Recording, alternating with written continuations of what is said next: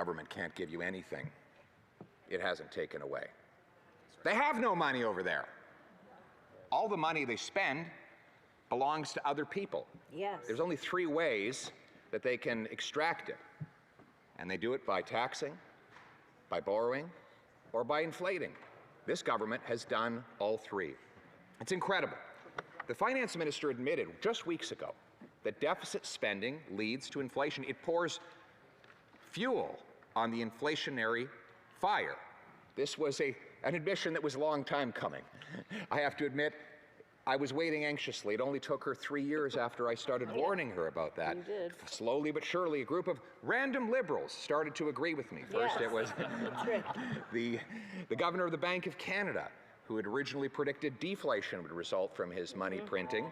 He came around to the view that inflation is caused by government deficits and money printing. Then, it was a former Liberal Deputy Prime Minister, John Manley, said all this spending is going to drive up the cost of living. And then it was another random Liberal, Bill Morneau, the former Finance Minister, Bill Morneau, who's become Bill No More, who said that we would have inflation as a result of all of this spending. And then finally, the Finance Minister we have now came out and said, spending money we don't have drives up the cost of living. It was a wonderful epiphany.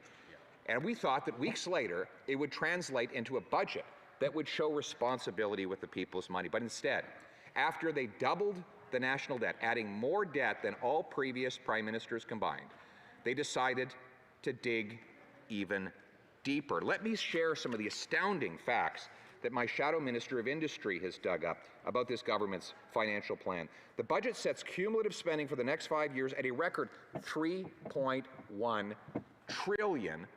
That is bigger than the entire GDP of Canada.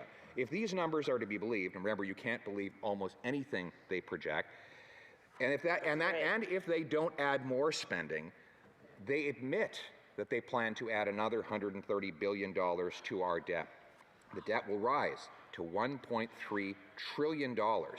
Interest on the national debt is this year $44 billion, rising to $50 billion under this fiscal plan. To put that in perspective, they have literally doubled the amount that Canadians have to spend on bankers and bondholders since the Prime Minister promised that interest rates would stay low and there would be no cost to all this debt. We now spend more on interest for debt than we spend on our military, more than we spend on childcare benefits, more than we spend on transfers for education and social services to the provinces, almost as much as we spend on health care. So instead of giving the money to soldiers and nurses, this Prime Minister gives it to wealthy bondholders and bankers. Yep. Exactly the opposite of what he promised.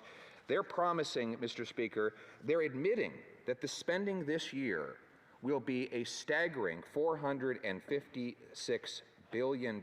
This is an increase of 63% since the Prime Minister took office just 8 years ago, almost a 10% year-over-year annual increase in spending. And if you believe their projections, spending is set to rise to over $500 billion over the life of this 5-year plan we have before us. That will mean they will have literally doubled government spending. Doubled it. What is twice as good in Canada today? Can you think of anything? Exactly. Are our streets twice as safe? No. Wow, you just have to look around you this week to get an answer to that question. Where a father stabbed to death in broad daylight at a Starbucks in front of his kids for asking someone not to blow smoke from a vaping instrument into his children's face. A 16-year-old stabbed to death on the Toronto transit system by someone who had multiple prior criminal offenses.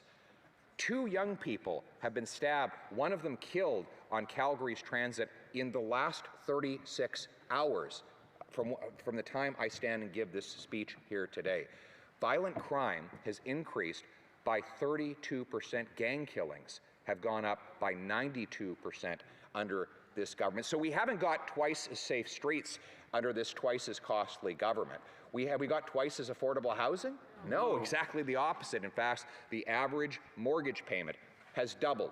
The average rent has doubled. The average required down payment to get into your home has doubled.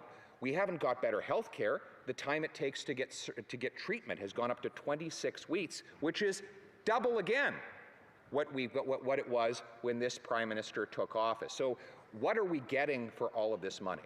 Every time we stand up and highlight problems that are raging out of control in this broken country of ours, the Prime Minister stands and defends himself by bragging how much money he spent. It's incredible. It's like saying, you know, he got a car, it breaks down on the road, the air conditioning doesn't work, one of the windows was broken when he drove it off of the dealership, but don't worry, he paid $200,000 for it, so it must be a terrific car. That's how Liberals judge success, by how expensive they can be.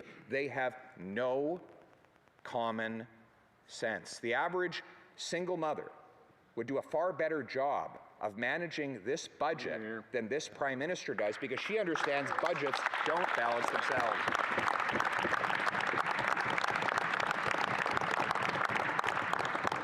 But the good news is that we're going to turn the hurt that he caused into the hope that Canadians need.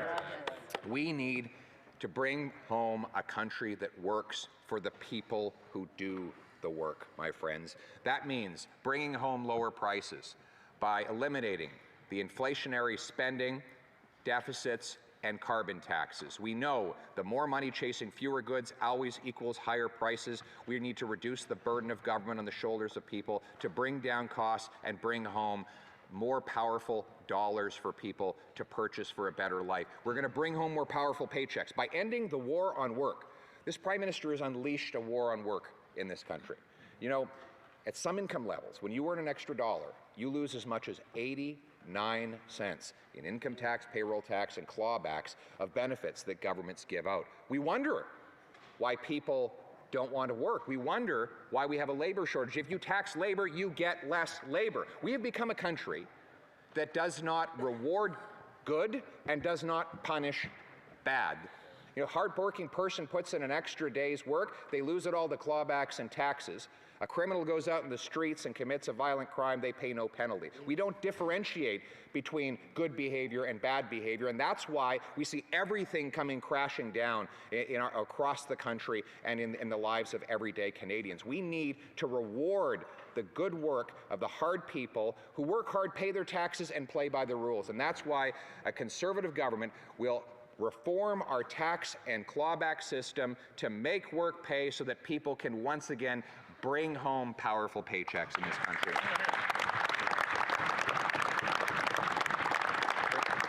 But bringing home powerful paychecks means we also have to get gatekeepers out of the gatekeepers who prevent those paychecks in the first place. The brilliant immigrants who come to our country ready to contribute, but then are prevented from working in their very professions. Right now, we have a doctor shortage of 40,000 doctors. We have 19,000 immigrant doctors who are banned from working in our hospitals.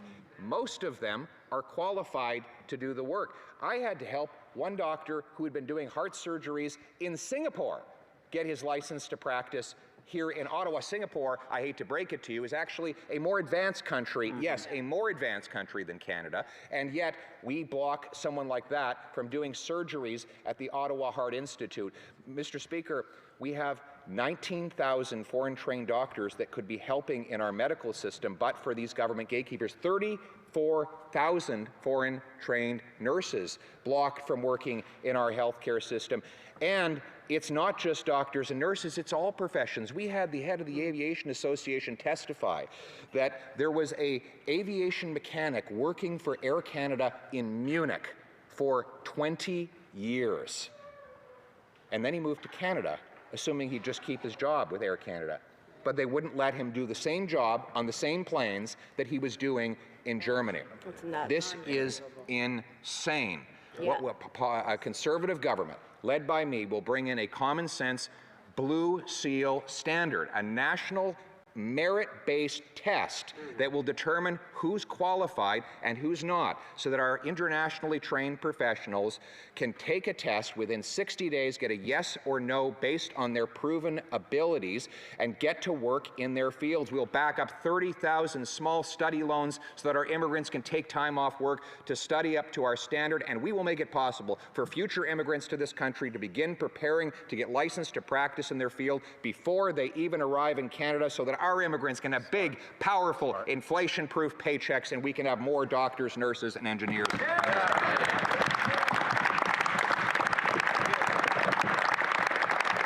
Bringing home powerful paychecks means getting the gatekeepers out of the way of our resource sector. We have the sixth biggest supply of lithium on planet Earth. This government now wants to spend $80 billion on subsidies for so-called green businesses. Well, wouldn't it be nice if we could actually harvest the lithium we have in this country and put that lithium in the batteries of the future, rather than relying on slave camps in other parts of the world and dictatorial parts of the world, or relying on China to refine 60% of all the lithium that comes to surface? Do you know how much lithium that we mined in Canada after 6 years of this Prime Minister in 2021? Zero, not a nothing, not even a tablespoon of this stuff. Why? Because by this government's own admission, it takes up to 25 years to get a mine approved in this country. No wonder every other country in the world is leaving us in the past. We're also, we could be shipping our natural gas overseas. There were 15 proposed natural gas liquefaction plants on the table when this Prime Minister took office. 0 have been built, even though the Americans have been able to build 7 in the exact same time, and the Germans were able to build an import plant, including through the application process through the final construction, in 194 days. We could be shipping our gas overseas. When I'm Prime Minister, we'll remove the gatekeepers, deliver fast permits, build natural gas liquefaction plants, cool that gas down to minus 161 degrees Celsius, ship it over to Europe to break the European dependence on Putin, and over to Asia to break the Asian dependence on dirty coal fire. We'll turn dollars for dictators into paychecks for our people in this country.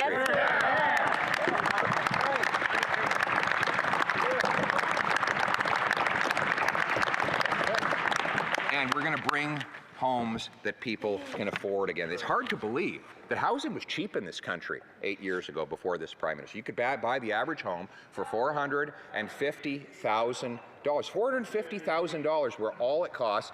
The average mortgage payment was a reasonable $1,400. The average rent for a 2-bedroom apartment in Canada's 10 biggest cities was $1,100. What is it now? Well, the average mortgage payment is now well over $3,000. Double. The average down payment required for a minimum down payment of 5%, $45,000. It has doubled. And the average rent is now $2,200, also doubled. Now, why is this happening?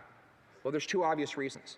Inflationary deficits are driving up interest rates on mortgage borrowers, and local government gatekeepers are blocking construction from happening in the first place. That is why we have the fewest houses per capita of any country in the G7. In fact, according to Scotiabank, we actually have fewer houses today per capita than when this Prime Minister took office. In Vancouver, the cost of government gatekeepers and red tape is $650,000 for every single unit of housing. We're not building anything because we're ranked 64th in the world for the time it takes to get a building permit. If you can't build houses, you can't house people. They want to bring in 500,000 people every single year, and they have no idea where they're going to put them all. They are setting us up for a massive financial and social catastrophe over the next 2 years, as people have nowhere to live and nowhere to go, and we are going to see a massive breakdown in our communities as a result of this policy. Luckily, we can get the gatekeepers out of the way, and you know who showed us how? The First Nations people in Vancouver. They actually own, there's a reserve in Vancouver, inside the city of Vancouver. The Squamish people, they took on 10 acres of land. They're building 6,000 units of housing. That is 600 units per acre. Now, the reason they're able to do it is because they don't have to follow the rules of the city of Vancouver. They're their own boss. And they got the gatekeepers out of the way. They did what never would have been possible with these big city mayors. Now, there's been this tradition that prime ministers don't criticize mayors, and we use all of the fluffy language you read in press releases about working together in collaboration and partnership for a better future, all the garble that we're so used to hearing. These, yeah, you're right, you better believe a big change is coming, because I was accused by the prime minister that I would be fighting with the mayors.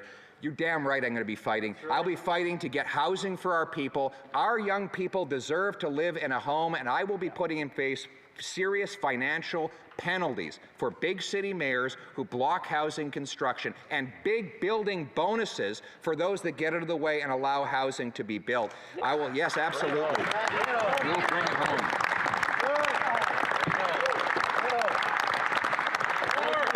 We will not be shoveling. Their solution is to shovel another $4 billion into municipal bureaucracy so that there are even more gatekeepers to block construction. My view is very simple. I will pay for results. Their infrastructure budget from the federal government will be based on the number of keys indoors. The houses will have to be finished, and there will have to be people moving in for every dollar they want to get in federal infrastructure money. I will require every federally funded transit station have high-density apartments built around and over top. Why is it that Hong Kong has the only profitable transit system on planet Earth? They sell the air rights right over the stations so that people live right on top of the transit. And that is the most effective way to do it. But in Canada, because of the gatekeepers and the rich, leafy neighborhoods filled with champagne socialists don't want anybody else living in the neighborhood and want the transit station all to themselves.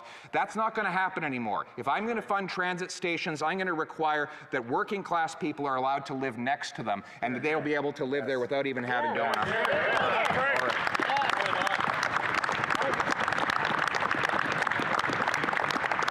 And we've got these big ugly buildings.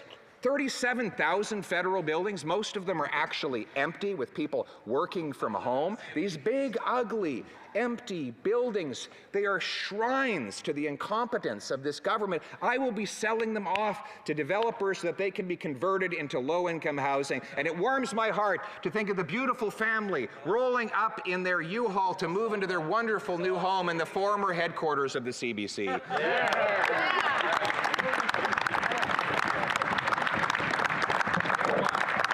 And we're going to honor the trades. We need tradespeople who can actually build stuff again. So we're going to make sure, unlike liberals who turn their nose up at working class tradespeople, we're going to make sure that trades and apprenticeships get the same support from government that universities and professionals do. We're going to accelerate bringing in more tradespeople from abroad, and we're going to make sure that young people are told that working in the trades is every bit as honorable and prestigious as working in a profession. Our tradespeople are the backbone of this nation.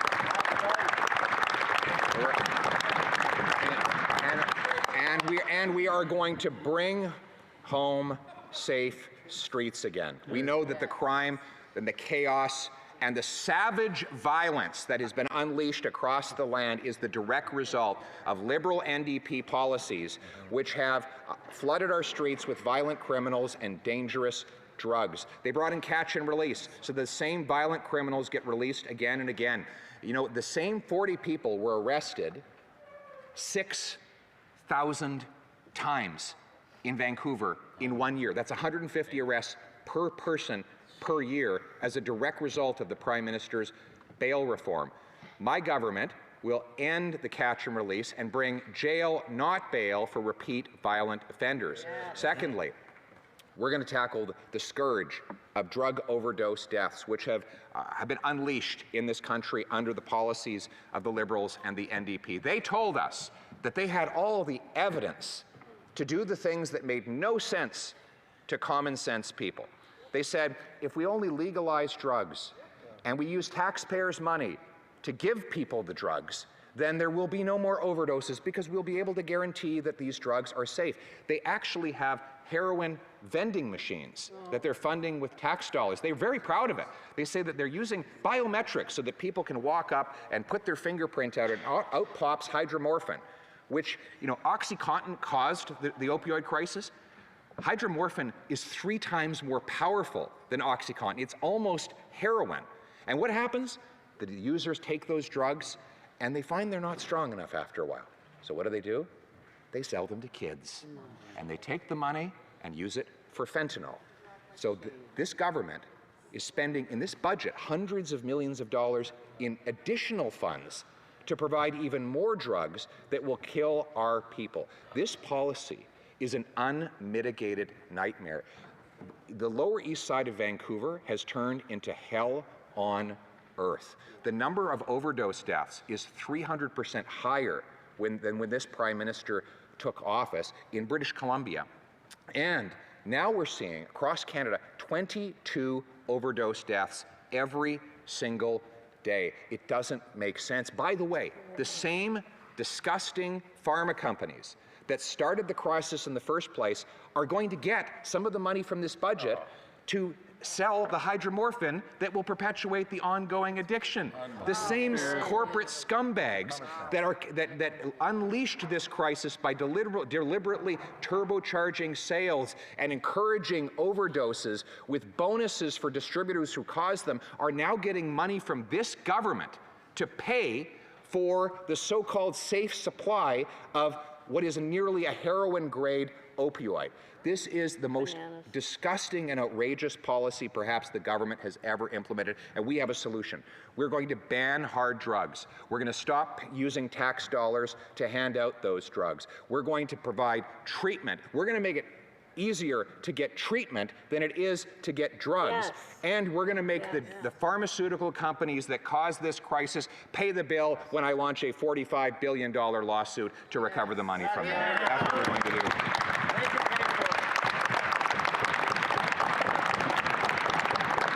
We're going to bring home our brothers, sisters, friends, and neighbors drug-free. We're going to restore the hope that anything is possible in this country for them, that there is always a chance at redemption, that anybody can turn their lives around. We have seen what treatment can do. The countless stories that I have heard when I go across the country. I met a nurse in Timmins who she was a nurse, had been a nurse, until she got hooked on opioids in the hospital, lost her job, lost her family, ended up on the street, but went and got treatment and recovery, and now she's got a job as a waitress, she's got her daughter back, she's got her dignity back, she's got her life back, and there are going to be many more stories like that when we bring home our friends and family drug-free. And we're going to bring home our freedom. Oh, yeah. We're going to bring home our freedom to this country, Mr. Speaker. The more government we have, the less freedom remains. This big, powerful government forgets its core responsibility. First and foremost is our national defense. We're going to bring the dollars out of the back office into the front line. Stop wasting defense dollars on big corporate procurement screw-ups and make sure the money goes into the soldiers, into the hands and to the support of our soldiers, sailors, and airmen. We're going to end the woke culture that is driving our young people away from the military and restore pride in our armed forces again.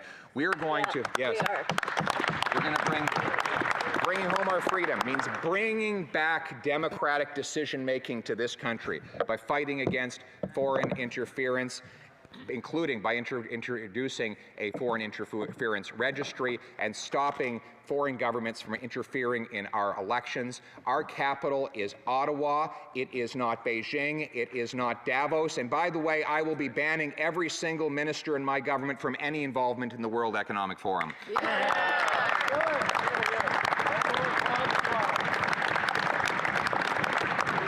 We're going to bring home free speech by repealing C-11, which attempts to give government the control of what people see and say on the internet. We think that there are already 37 million Canadian content regulators. They're called the citizens of Canada, and they have the right to decide what they see and say on the internet in a free country. You know, I pointed out earlier that we had a deal in this country that if you work hard, you get a good living and a good life. A deal that, like everything else in liberal Canada, is broken. But it's not the first deal that has ever happened in the history of our democracy. No, the first deal was over 800 years ago, when a spoiled, power-hungry inheritor of the crown, King John, who'd taken the crown from his father, That remind you of anyone? And was overtaxing his people. It was taking away their freedoms, arresting without charge, confiscating without compensation, violating all the rules that we now take for granted.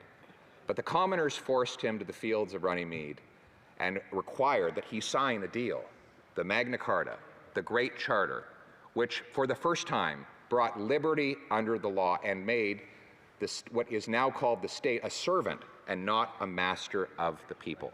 That is our purpose here as well. We understand on this side of the House that we are servants. We are not masters. This is the House of Commons, the House of the common people. It is green because the first commoners met in the fields of Runnymede, which was also green. And they were the ones that harvested that field. They are the ones for whom we work. We stand for the common sense of the common people, united for our common home. Your home, my home, our home. Let's bring it home.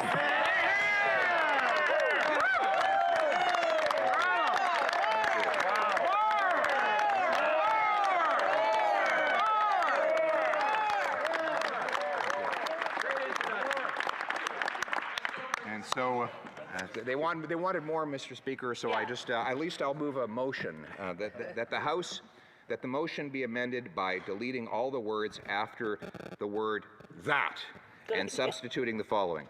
The House reject the government's budget statement. Yes, that's everything. The budget statement, since it will cost every Canadian household $4,200 and it fails to make Canada work for the people who've done the work. Namely, bring home powerful paychecks with lower taxes, including scrapping the carbon tax. Bring home lower prices by ending inflationary debt and deficits that drive up inflation and interest rates. And bring homes people can afford by removing government gatekeepers to free up land and speed up building permits. Thank you very much.